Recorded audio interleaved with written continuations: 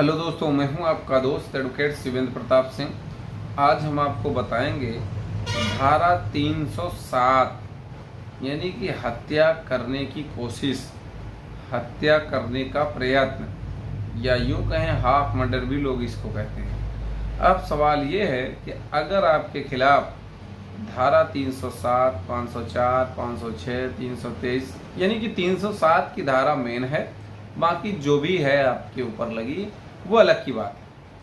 307 की एफआईआर अगर आपके खिलाफ हो गई तो आपको तत्काल करना क्या चाहिए, इसके बारे में आज हम आपको विस्तार से बताएंगे। देखिए, 307 जैसी गंभीर धारा में जब एफआईआर होती है तो आपको लापरवाही, 1 मिनट भी अगर आपने लापरवाही की तो आप जेल की सलाखों के पीछे होंगे।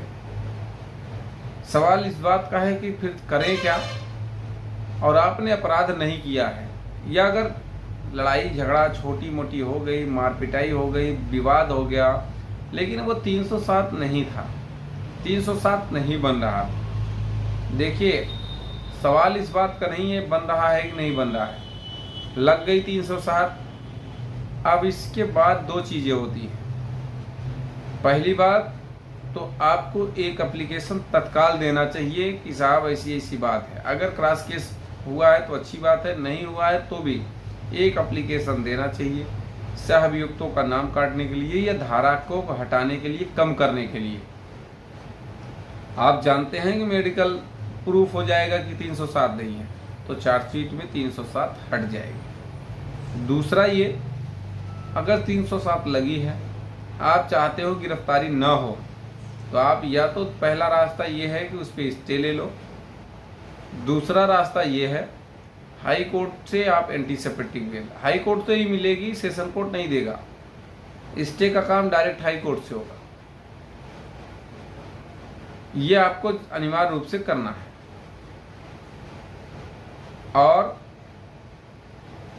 307 में मान लो जेल चला गया बंदा, अब क्या होगा? जब कोई जेल चला जाएगा तो उसका भी काम सारा हाई कोर्ट से ही होना है, बेल। तो 307 के केस में अगर व्यक्ति जेल चला गया है तो ये जाहिर सी बात है कि मेडिकल था, मेडिकल प्रूफ था कि 307 है। तो ऐसी स्थिति में सेशन कोर्ट बेल रिजेक्ट करेगा। वो रिजेक्शन ऑर्डर यानी कि वो रिजेक्शन यानी कि बेल जो रिजेक्ट हुई है उसका order certify copy, true copy, दूसरा एफआईआर की सर्टिफाई कॉपी लेके आप हाई कोर्ट आओगे। हाई कोर्ट में बेल पड़ेगी, वहाँ से ही बेल होनी है, सेशन कोर्ट से नहीं होगी। अब एक बात और है कि 307 जो धारा लगी है पुलिस की मिलीभगत से लगी है, चोट नहीं आई है, या जो चोट है वो बहुत नॉर्मल चोट है। इसके अतिरिक्त जो और लोगों का नाम इस एफआईआर में लगाया गया, देखो 307 यानी कि हत्या का प्रयत्न जो है 10 लोग 20 लोग इकट्ठा करके नहीं किए, 4 लोग 5 लोग इकट्ठा नहीं किए। हर व्यक्ति का रोल एफआईआर में अलग अलग होता है, तो हर व्यक्ति पे अलग अलग धारा भी है। तो पहले तो ये समझो कि किस पे क्या आरोप लग रहे हैं, किस पे क्या धारा बन रही है, उसी के हिसाब से आप हाई कोर्ट आ सकते हैं, उसी के हिसाब से आगे आप प्रोसीड कर सकते हैं। किसी भी मामले में क्या करना है वो आप जान सकते हैं। एक बात और आपको बता दें, कुछ लोग ये सोचते हैं कि 307 लिखा देने मात्र से आदमी तुरंत जेल चला जाएगा। तो जाहिर सी बात है, जेल तो जा सकता है, लेकिन उसके लिए भी कुछ ग्राउंड्स होने चाहिए, कुछ क्राइटेरिया होना चाहिए, मेडिकल सर्टिफिकेट होना चाहिए। ऐसा नहीं है कि 307 बस आंख बंद करके लगी जेल चला गया, ऐसा बिल्कुल भी नहीं है।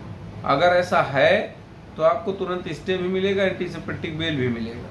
जब कोई मेडिकल ही नहीं है तो आएगा 307। जैसे कि आजकल देखे होंगे आप 498A में 307 लगा देते हैं, तो 498A के साथ 307 और अलग से 307, बहुत जमीन आसमान का अंतर है। 498A के साथ जब 307 लगेगी, जाहिर सी बात है वो आज नहीं कल हटेगी। जाहिर सी बात है वो कुछ न कुछ झूठा लिखाया गया है उसमें, और केवल 307 है तो वो ज़्यादा गंभीर मामला है उसमें। अब एक बात और, एक सब्सक्राइबर दोस्त ने सवाल पूछा कि 307 में सजा हो जाए तो क्या होगा। सजा हो जाएगी तो भी आपको हाई कोर्ट आना होगा अपील के लिए। जब अपील फाइल करेंगे तो भी आपकी जमानत हाई कोर्ट से ही होगी। तो और कोई सवाल शेष रह गया 307 से रिलेटेड तो आप कमेंट बॉक्स में अपने सवालों के जवाब ले सकते हैं, या फिर स्क्रीन पर चल रहे नंबर पर फ़ोन करके भी जानकारी ले सकते हैं।